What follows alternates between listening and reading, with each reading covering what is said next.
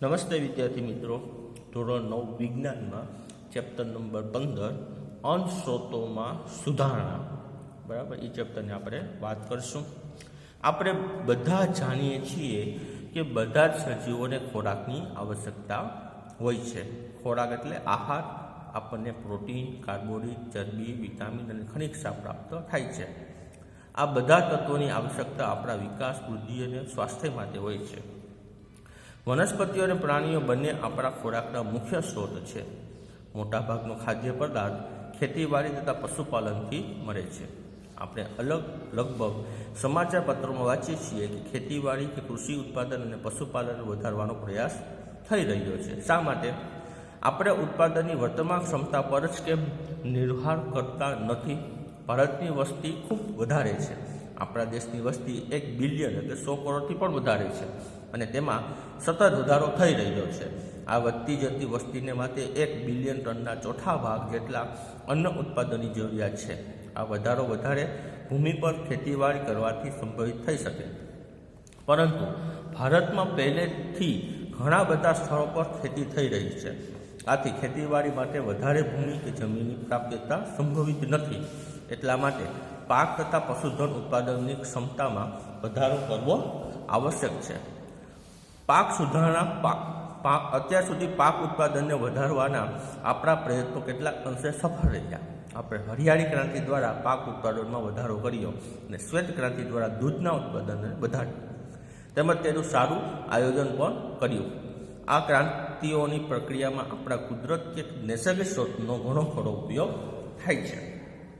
આના પરિણામ રૂપે આપણા કુદરતી કે નૈસર્ગિક સ્ત્રોતને નુકસાન થવાની તકો વધી ગઈ. આથી એ અગત્યનું છે કે પાક ઉત્પાદન વધારવાના આપણા પ્રયત્નો પર્યાવરણ સંતુલિત રાખવા અને પર્યાવરણને જાળવી રાખવાના પરિબળોને નુકસાન ન પહોંચે તેવા હોવા જોઈએ. એટલા જ માટે ખેતી અને પશુપાલન માટે સંપોષી અને નુકસાન ન કરે તેવી પ્રણાલીઓને અપનાવવી આવશ્યક છે.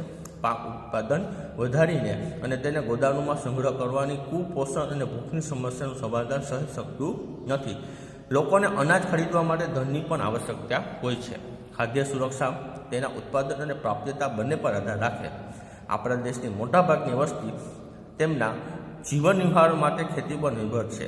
એટલા માટે ખેતી ક્ષેત્રે લોકોની આવક પર વધારવી જોઈએ, જેથી ભૂખની સમસ્યાનું સમાધાન થઈ શકે. ખેતીમાં વધારે ઉત્પાદન પ્રાપ્ત કરવા માટે વૈજ્ઞાનિક આયોજન પ્રણાલીઓ અપનાવવી જોઈએ. સારા પોષકયુક્ત જીવન નિર્વાહ માટે મિશ્ર ખેતી, આંતરપાક પદ્ધતિ અને સંગઠિત ખેતી કે વર્ધીય કૃષિ પ્રણાલીઓ અપનાવવી જોઈએ. ઉદાહરણ તરીકે પશુપાલન, મરઘાપાલન, મત્સ્ય ઉદ્યોગ, મધમાખી ઉછેર સાથે ખેતી કરવી પ્રોત્સાહિત છે. હવે આપણે વાત કરીએ તો કે પાક ઉત્પાદનમાં સુધારણા, બરાબર છે. આમાં 2 પોઈન્ટ છે, પશુપાલન અને પાક ઉત્પાદન સુધારણા. આપણા કોર્સમાં પશુપાલન નીકળી ગયું, બરાબર છે. આપણે પાક ઉત્પાદન સુધારણા જ આપણે શીખવાની છે. નોર્મલ રીતે પ્રાથમિક ધોરણમાં કરતાં આપણે ઘણું બધી શીખી ગયા કે પાક ઉત્પાદન કેમ થાય, એનો સંગ્રહ કેમ થાય 8મા ધોરણમાં, બરાબર છે. બરાબર, સિંચાઈ પદ્ધતિ આપણે જોઈ ગયા. થોડું ઘણું આપણે એ જ વસ્તુ આમાં આવશે. ઉર્જાની આવશ્યકતા માટે અનાજ જરૂરી છે, જેમ કે ઘઉં, ચોખા, મકાઈ, બાજરી જોવા નથી. કાર્બોહાઈડ્રેટ, કઠોળ જેવા ચણા, વટાણા, મગદળ, તુવેર, મસૂર, પ્રોટીન મળે. તેલીબિયા, તેલવાળા બીજ છે, સોયાબીન, મગફળી, તલ, એરંડા, દિવેલ, રાઈ, અળસી અને સૂર્યમુખીમાંથી આવશ્યક તેલ પ્રાપ્ત થાય. શાકભાજી, મસાલા, ફળમાંથી આપણને વિટામિન અને ખનિજ અને કેટલાક પ્રમાણમાં પ્રોટીન અને કાર્બોહાઈડ્રેટ પણ મળે. ઘાસચારાના પાક જેવા કે બરસીમ, જઉં અથવા સુદાન ઘાસના ઉત્પાદન પશુપાલન માટે ઘાસચારા સ્વરૂપે થાય છે. બરાબર, આ બધા ચિત્રો આપણે ખબર છે. બરાબર, વિવિધ પાક માટે વિભિન્ન આબોહવા સંબંધિત પરિસ્થિતિઓ, તાપમાન, પ્રકાશ અવધિની આવશ્યકતા હોય છે, જેનાથી તેઓની સીધી રીતે વૃદ્ધિ પામી શકે છે અને તેઓ તેમનું જીવનચક્ર પૂરું કરે છે. પ્રકાશ અવધિ સૂર્યપ્રકાશના સમયગાળાને સંબંધિત હોય છે. પુષ્પ સર્જન અને વૃદ્ધિ સૂર્યપ્રકાશ પર આધારિત હોય છે. કેમ કે આપણે બધા જાણીએ છીએ કે વનસ્પતિઓ સૂર્યના પ્રકાશમાં પ્રકાશ સંશ્લેષણ દ્વારા પોતાનો ખોરાક બનાવે છે. કેટલાક એવા પણ પાક છે કે જે આપણને વર્ષા ઋતુમાં ઉગાડીએ છીએ, તેને ખરીફ પાક કહેવામાં આવે, જેની ખેતી જૂનથી શરૂઆત થઈ ઓક્ટોબર મહિના સુધી થાય છે. કેટલાક પાક શિયાળાની ઋતુમાં ઉગાયા છે, જેને નવેમ્બરથી એપ્રિલ મહિના સુધી ઉગાડવામાં આવે છે. આ પાકને રવિ પાક કહેવામાં આવે છે, જેમાં ડાંગર, ડાંગર, સોયાબીન, તુવેર, મકાઈ, કપાસ, મગ અને અડધી ખરીફ પાકો છે અને ઘઉં, ચણા, રાઈ, અળસી, રવિ પાકો છે. ભારતમાં 1960 થી 2004 સુધી ખેતી લાયક ભૂમિમાં 25% વધારો થયો, જ્યારે અન્નના ઉત્પાદનમાં 4 ગણો વધારો થયો. ઉત્પાદનમાં આ વધારો કેવી રીતે થયો? જોકે આપણી ખેતીમાં સમાયેલ પ્રણાલીઓની બાબતોમાં વિચારીએ તો આપણને તેઓને 3 ચરણોમાં વહેંચી શકાય. સૌથી પહેલા ચરણમાં બીજની પસંદગી, બીજા ચરણમાં પાકની યોગ્યતા દેખરેખ રાખવી અને ત્રીજા ચરણમાં ખેતરમાં ઉગેલ પાકની સુરક્ષા, કપણી અને લણણી કરેલ પાકને નુકસાન થવાથી બચાવવું. આ રીતે થતાં પાક ઉત્પાદન સુધારાની પ્રક્રિયામાં પ્રયુક્ત પ્રવૃત્તિઓ નીચેનામાં વર્ગીકૃત થાય છે. બરાબર, પાકની જાતિ, સુધારણા કરેલી જાતિ, પછી પાક ઉત્પાદનમાં સુધારવા અને પાક સુરક્ષાની પ્રબંધ. આ 3 વસ્તુ છે કે જે આપણે પાક સુધારણાની બાબતમાં આપણે ચર્ચા કરશું. પહેલું, પાકની જાતમાં સુધારો. બરાબર, વાત કરીએ આપણે. પાકનું ઉત્પાદન સારું થાય તે પ્રયત્ન પાકની જાતિની પસંદગી પર આધાર રાખે. પાકની જાતિ કે જાતો માટે વિવિધ ઉપયોગી લક્ષણ કે જે કે રોગ પ્રતિકારક ક્ષમતા, ખાતર પ્રત્યે પ્રતિચાર, નિપજની ગુણવત્તા અને ઊંચા ઉત્પાદનને આધારે પસંદગી કરી પ્રજનન કરાવી શકાય છે. પાકની જાતોમાં ઇચ્છિત લક્ષણોને સંકરણ દ્વારા ઉમેરી શકાય છે. સંકરણ વિધિમાં વિવિધ આનુવંશિક લક્ષણોવાળી વનસ્પતિમાં સંકરણ કરવામાં આવે છે. આ સંકરણ આંતરજાતીય અથવા તો આંતરપ્રજાતિ વચ્ચે કરી શકાય છે. પાક સુધારણાની બીજી રીત એ છે કે ઐચ્છિક લક્ષણવાળા જનીનને ઉમેરવા. આના પરિણામ સ્વરૂપે જનીનિક રૂપાંતર પાક મળે છે. નવી જાતોને અપનાવો કે સ્વીકારવો પહેલાં આવશ્યક છે કે પાકની જાતિની વિવિધ પરિસ્થિતિઓ જે વિભિન્ન ક્ષેત્રો કે વિસ્તારમાં ભિન્ન ભિન્ન હોય છે તે સારું ઉત્પાદન આપી શકે. ખેડૂતોને સારી ગુણવત્તાવાળા વિશિષ્ટ બીજ એટલે કે બિયારણની પ્રાપ્તિ થવી જોઈએ અથવા બીજ એ જ જાતિના હોવા જોઈએ જે અનુકૂળ પરિસ્થિતિમાં અંકુર પામી શકે. સંવર્ધન પ્રણાલીઓ તથા પાક ઉત્પાદનની ઋતુ, ભૂમિની ગુણવત્તા અને પાણીની પ્રાપ્યતા પર આધાર રાખે છે, કારણ કે ઋતુકીય પરિસ્થિતિઓ જેવી કે અનાવૃષ્ટિ અને પૂરનું પૂર્વાનુમાન કરવું મુશ્કેલીપૂર્ણ હોય છે. એટલા જ માટે એવી જાતિ વધારે ઉપયોગી છે કે જે વિવિધ આબોહવાકીય પરિસ્થિતિઓમાં પણ ઉગી શકે. આ રીતે એવી જાત બનાવેલ છે કે જે વધુ ક્ષારવાળી ભૂમિમાં પણ ઉગી શકે. હવે વધુ ઉત્પાદન, એકંદિત પાકની ઉત્પાદકતામાં વધારો કરવો. પછી ગુણવત્તામાં સુધારણા. તો કે પાક ઉત્પાદનની ગુણવત્તા પ્રત્યેક પાકમાં ભિન્ન હોય છે. ઘઉંના બેકિંગ ગુણવત્તા, કઠોળમાં પ્રોટીનની ગુણવત્તા, તેલીબિયાંમાં તેલની ગુણવત્તા અને ફળ અને શાકભાજીમાં સંરક્ષણની અગત્યતા હોય છે. પછી આવશે જૈવિક અને અજૈવિક પ્રતિરોધકતા. જૈવિક એટલે કે રોગો, કીટકો અને કૃમિ. અજૈવિક એટલે અનાવૃષ્ટિ, સાણ, વધુ પડતું પાણી, ગરમી, ઠંડી અને હિમપાત પરિસ્થિતિઓને કારણે પાક ઉત્પાદનમાં ઓછી થાય છે. આ પરિસ્થિતિઓને સહન કરી શકે તેવી જાતિ પાક ઉત્પાદનમાં સુધારણા લાવી શકે. પછી પરિપક્વ સમયમાં પરિવર્તન. પાકને ઉગાડવાથી લઈને પાકની લણણી કે કાપણી સુધી ઓછામાં ઓછો સમયગાળો થાય તે આર્થિક દ્રષ્ટિએ સારું ગણે. આથી ખેડૂત પ્રતિ વર્ષ પોતાના ખેતરમાં ઘણો પાક ઉગાડી શકે. ઓછા સમયગાળા હોવાને કારણે પાક ઉત્પાદનમાં ધન પણ ઓછું થાય. સમાન પરિપક્વ કાપણીની ક્રિયાને સરળ બનાવે અને કાપણી દરમિયાન થનારા પાકને થતું નુકસાન પણ ઓછું થાય. વ્યાપક અનુકૂળતાવાળી જાતિઓનો વિકાસ કરવો વિવિધ પર્યાવરણીય પરિસ્થિતિઓના પાક ઉત્પાદનને સ્થાયી કરવામાં મદદ થાય છે. એક જ જાતિને વિવિધ વિસ્તારોમાં વિવિધ આબોહવામાં ઉગાડી શકાય છે. ઐચ્છિક કૃષિકીય લાક્ષણિકતા. ઘાસચારાવાળા પાક માટે લાંબી અને વધુ શાખાઓ ઇચ્છિત લક્ષણ છે. અનાજ માટે વામન છોડ યોગ્ય છે, જેથી આ પાકને ઉગાડવા માટે ઓછા પોષક દ્રવ્યોની આવશ્યકતા રહે છે. આ રીતે કૃષિકીય વિજ્ઞાનવાળી જાતિઓ વધારે ઉત્પાદન મેળવવામાં મદદરૂપ થાય છે. પછી નવો પોઈન્ટ આવે છે પાક ઉત્પાદન પ્રબંધન. અન્ય ખેતી પ્રધાન દેશોની તુલનામાં ભારતમાં પણ ખેતી નાના ખેતરોથી મોટા ખેતર સુધી હોય. એટલા જ માટે વિવિધ ખેડૂતો પાસે ભૂમિ, ધન અને સૂચનાઓ અને ટેકનિકની પ્રાપ્યતા ઓછી અથવા વધારે હોય. ટૂંકમાં ધન અથવા આર્થિક પરિસ્થિતિઓ ખેડૂતને વિવિધ ખેતી પ્રણાલીઓ અને ખેતીની તકનીકોને અપનાવવામાં અગત્યની ભૂમિકા ભજવે છે. યોગદાન, વધુ રોકાણ અને પાક ઉત્પાદનમાં અસંબંધ છે. આ રીતે ખેડૂતને રોકાણ કરવાની ક્ષમતા પાકના તંત્ર અને ઉત્પાદન પ્રણાલીનું નિર્ધારણ કરે. એટલા માટે ઉત્પાદન પ્રણાલીઓમાં પણ વિવિધ સ્તરની હોઈ શકે. રોકાણ વગર ઉત્પાદન, ઓછું રોકાણ ઉત્પાદન અને વધુ રોકાણ ઉત્પાદન આ પ્રણાલીઓનો આમાં સમાવેશ થયેલો છે. હવે એમાં પહેલું પોષક તત્વ પ્રબંધન, બરાબર. પહેલાં પાક ઉત્પાદન પ્રબંધન અને એમાં પણ પહેલું શું છે? પોષક તત્વ પ્રબંધન. જેવી રીતે આપણને વિકાસ, વૃદ્ધિ અને તંદુરસ્ત રહેવા માટે ખોરાકની આવશ્યકતા છે, તેવી જ રીતે વનસ્પતિને પણ વૃદ્ધિ માટે પોષક તત્વોની આવશ્યકતા હોય છે. વનસ્પતિઓને પોષણ પદાર્થો હવા, પાણી અને ભૂમિમાંથી પ્રાપ્ત થાય છે. વનસ્પતિઓ માટે 16 પોષક તત્વો આવશ્યક છે. હવામાંથી કાર્બન અને ઓક્સિજન, પાણીમાંથી હાઇડ્રોજન અને ઓક્સિજન તેમજ બાકીના 13 પોષક તત્વો ભૂમિમાંથી પ્રાપ્ત કરે છે. 13 પોષક તત્વોમાંથી 6ની માત્રા વધારે જોઈએ, એટલા માટે તેઓને ગુરુ પોષક તત્વો કહેવામાં આવે. 13માંથી 6 અને બાકીના જે 7 પોષક તત્વોની જરૂરિયાત છે એ ઓછા પ્રમાણમાં, જેને આપણે લઘુ પોષક તત્વો કે સૂક્ષ્મ પોષક તત્વો કહેવામાં આવે છે. હવે એ ક્યાં છે એની ચર્ચા કરીએ, બરાબર. હવા, પાણી, બરાબર, એ કાર્બન અને ઓક્સિજન, બરાબર. પાણીમાંથી હાઇડ્રોજન, ઓક્સિજન તો મળી જ જાય છે. હવે ભૂમિમાંથી જે એના ગુરુ પોષક તત્વો જે 6 છે એમાં nitrogen, phosphorus, potassium, calcium, magnesium અને સલ્ફર, આ 6 નામ તમારે યાદ રાખવાના છે ગુરુ પોષક તત્વો માટે.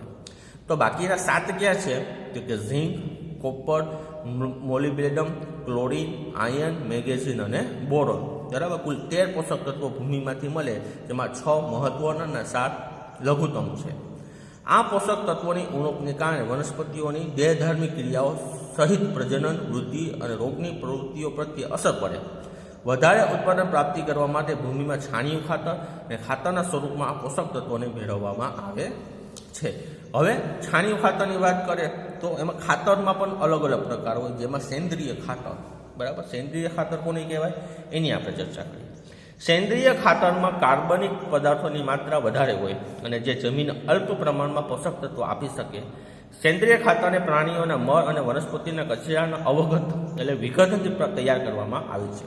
સેન્દ્રિય ખાતર જમીનના પોષક તત્વો, કાર્બનિક પદાર્થોની પરિપૂર્ણ કરે અને ભૂમિની ફળદ્રુપતામાં વધારો કરે. સેન્દ્રિય ખાતરમાં રહેલા કાર્બનિક પદાર્થો ભૂમિના બંધારણમાં સુધારો કરવામાં મદદરૂપ થાય. આના કારણે રેતાળ જમીનમાં પાણીને રાખવાની કે જળ સંગ્રહ ક્ષમતા વધારે છે. ચીકણી જમીનમાં કાર્બનિક પદાર્થ વધુ માત્રામાં પાણીના નિકાલ માટે મદદરૂપ થાય, જેમાં પાણી એકત્ર થતું નથી. સેન્દ્રિય ખાતરમાં ઉપયોગમાં આપણે જૈવિક કચરાનો ઉપયોગ કરીએ, જે પર્યાવરણને રાસાયણિક ખાતરનું વધુ ઉપયોગ સામે રક્ષણ આપે છે. જૈવિક કચરાનો ઉપયોગ ખેતરના કચરાનું પુનઃચક્રણ છે. સેન્દ્રિય ખાતર બનાવવાની ક્રિયામાં વિવિધ જૈવિક પદાર્થોના ઉપયોગને આધારે સેન્દ્રિય ખાતરને નીચેના વર્ગોમાં વિભાજિત કરવામાં આવે છે, જેમાં કોમ્પોસ્ટ અને વર્મી કોમ્પોસ્ટ, બરાબર. કોમ્પોસ્ટિકરણની ક્રિયામાં ખેતીના નકામા પદાર્થ જેવા કે પશુઓના મળમૂત્ર, શાકભાજીની છાલ, પશુઓ દ્વારા ત્યજેલો ચારો, ઘરગથ્થુ કચરો, સુએઝનો કચરો, ફેંકેલી સ્ટ્રો, નીંદણ વગેરેને ખાડામાં સરવા દેવામાં આવે છે. આ ક્રિયાને કોમ્પોસ્ટ કહેવામાં આવે. કોમ્પોસ્ટમાં કાર્બનિક પદાર્થ અને પોષક તત્વો ખૂબ વધારે પ્રમાણમાં હોય. કોમ્પોસ્ટને અળસિયા દ્વારા વનસ્પતિઓ અને પ્રાણીઓના ત્યજેલા પદાર્થોને તરત જ વિઘટનની ક્રિયા દ્વારા બનાવવામાં આવે છે અને વર્મી કોમ્પોસ્ટ કહેવામાં આવે. પછી આવશે લીલું જૈવિક ખાતર.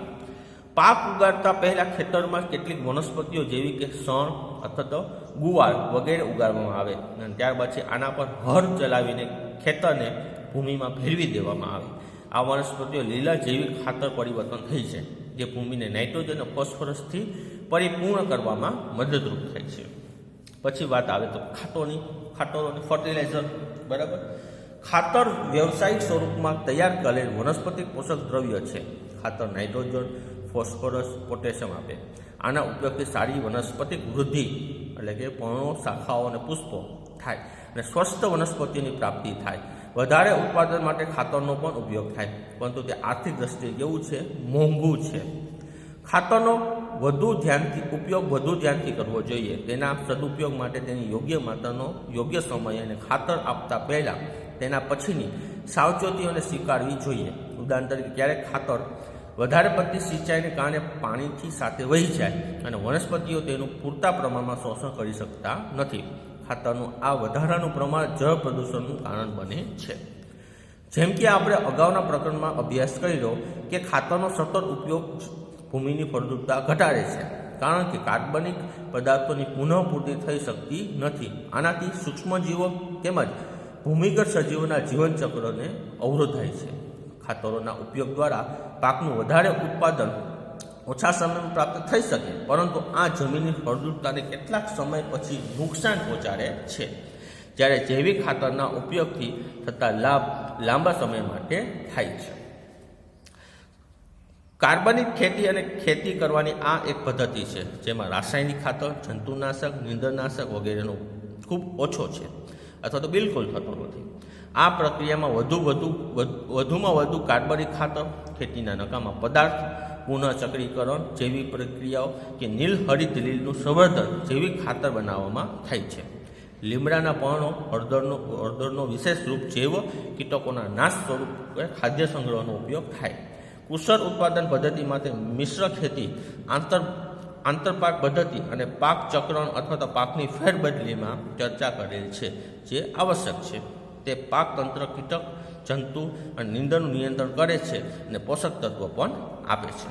હવે વાત આવે તો કે સિંચાઈની. ભારતમાં મોટાભાગની ખેતી વરસાદ પર આધાર રાખે અથવા તો મોટાભાગના વિસ્તારના પાકનું ઉત્પાદન સમયસર વર્ષા ઋતુ આવવાને લીધે અને વૃદ્ધિ સમયગાળામાં યોગ્ય વરસાદ થતા પર આધાર રાખે. એટલા જ માટે ઓછો વરસાદ થવાને લીધે પાક ઉત્પાદન ઘટી જાય.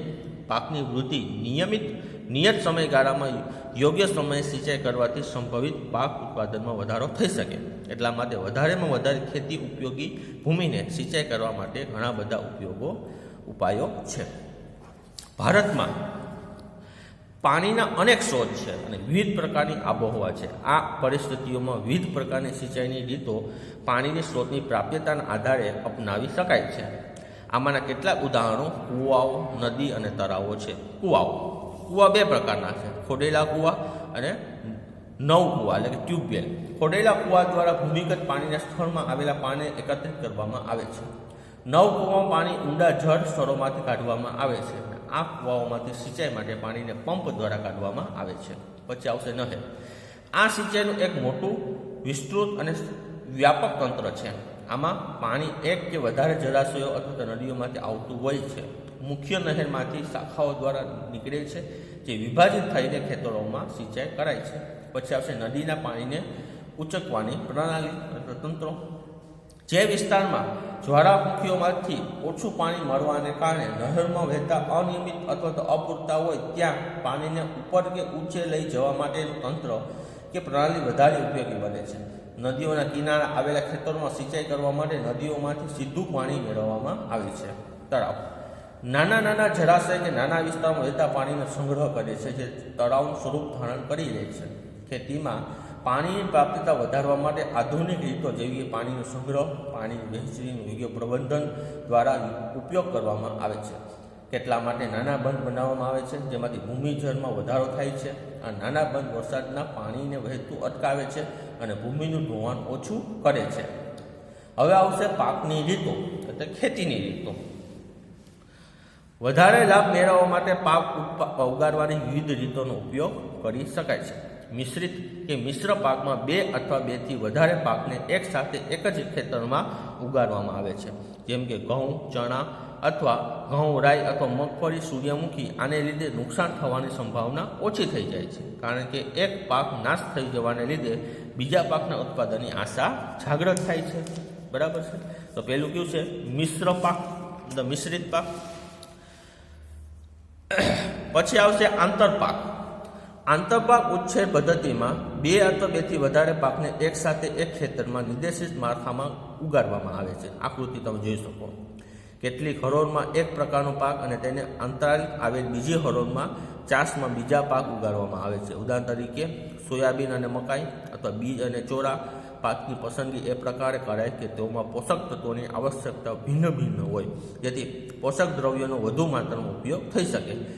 આ વિધિ દ્વારા જંતુ અથવા રોગને એક પ્રકારના પાકને બધી જ વનસ્પતિઓમાં ફેલાવી રોકી શકાય છે. આ પ્રકારે બંને પાકની સારું ઉત્પાદન મેળવી શકાય છે. કોઈ એક ખેતરમાં ક્રમવાર પૂર્વ આયોજન કાર્યક્રમ અનુસાર વિવિધ પાકને ઉગાડવા તેને પાક ફેરબદલી કહેવામાં આવે. પ્રબળતા કે પરિપક્વ સમયગાળા પર આધારિત વિવિધ પાકનું સંમિશ્રિત કરવા માટે પાકની ફેરબદલી અપનાવવામાં આવે છે. એક કાપણી પછી કર્યા પાકને ઉગાડવો જોઈએ, જે ભૂમિને મૃદુતા અને સિંચાઈની પ્રાપ્યતા પર આધાર રાખે છે. જોકે પાકની ફેરબદલી યોગ્ય રીતે કરવામાં આવે તો એક વર્ષમાં 2 અથવા 3 પાક દ્વારા સારું ઉત્પાદન મેળવી શકાય છે. હવે પાકનું સુરક્ષાનું પ્રબંધન. ખેતરોમાં પાકને નીંદર, કીટકો, જંતુઓ અને રોગોથી નુકસાન થતું હોય છે. જો યોગ્ય સમયે નીંદર કે જંતુઓનું નિયંત્રણ ન કરવામાં આવે તો પાકને ખૂબ જ નુકસાન થાય. નીંદર ખેતી ઉપયોગી ભૂમિમાં અનાવશ્યક વનસ્પતિઓ છે. ઉદાહરણ તરીકે ગાડડિયું, ગાજર ઘાસ, મોઠા, તે નીંદર ખોરાક સ્થાન તથા પ્રકાશ માટે સ્પર્ધા કરે છે. બરાબર, એ નીંદરના નામ હતા. નીંદર પોષક તત્વો પણ મેળવે છે, જેનાથી પાકની વૃદ્ધિ ઓછી થઈ જાય. એટલા માટે સારી ઉપજ માટે પ્રારંભિક અવસ્થામાં જ નીંદરને ખેતરમાંથી કાઢી નાખવા જોઈએ. સામાન્ય કીટક જંતુઓ 3 પ્રકારે વનસ્પતિઓ પર આક્રમણ કરે: મૂળ, પ્રકાંડ અને પર્ણને કોતરી નાખે. બીજું, તે વનસ્પતિના વિવિધ ભાગોમાંથી કોષોનો રસ ચૂસી લે. ત્રીજું, તે પ્રકાંડ અને ફળમાં છિદ્ર કરી નાખે. આ પ્રકારે તે પાકને ખરાબ કરે છે અને પાકની ઉત્પાદનતામાં ઘટાડી નાખે છે. વનસ્પતિમાં રોગ બેક્ટેરિયા, ફૂગ અને વાયરસ દ્વારા રોગકારક દ્વારા થાય છે. તે ભૂમિ, પાણી અને હવામાં હાજર હોય છે અને આ માધ્યમો દ્વારા જ વનસ્પતિમાં ફેલાય છે. નીંદર, કીટકો અને રોગો પર નિયંત્રણ જુદી જુદી રીતો દ્વારા કરી શકાય છે. આમાંથી સૌથી વધારે પ્રચલિત રીત જંતુનાશક રાસાયણિક ઉપયોગની છે.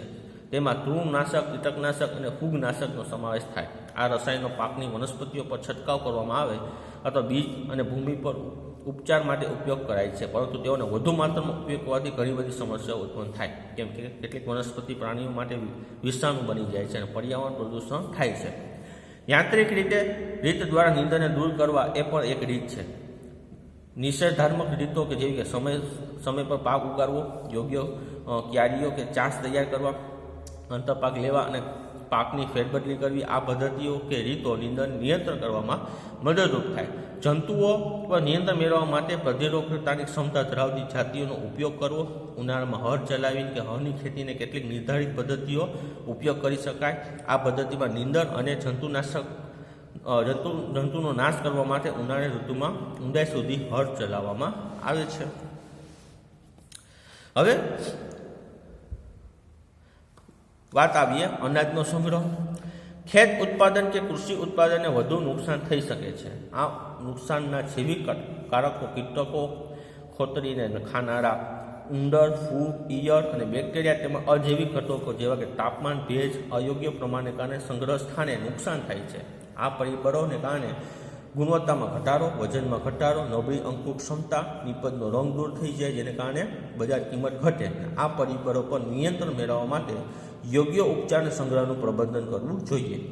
નિરોધક અને નિયંત્રણ પદ્ધતિઓનો ઉપયોગ સંગ્રહ કરતા પહેલાં કરાય છે અને આ પદ્ધતિમાં સંગ્રહ કરતા પહેલાં ઉત્પાદનની નિયંત્રણ સફાઈ કરીને સારી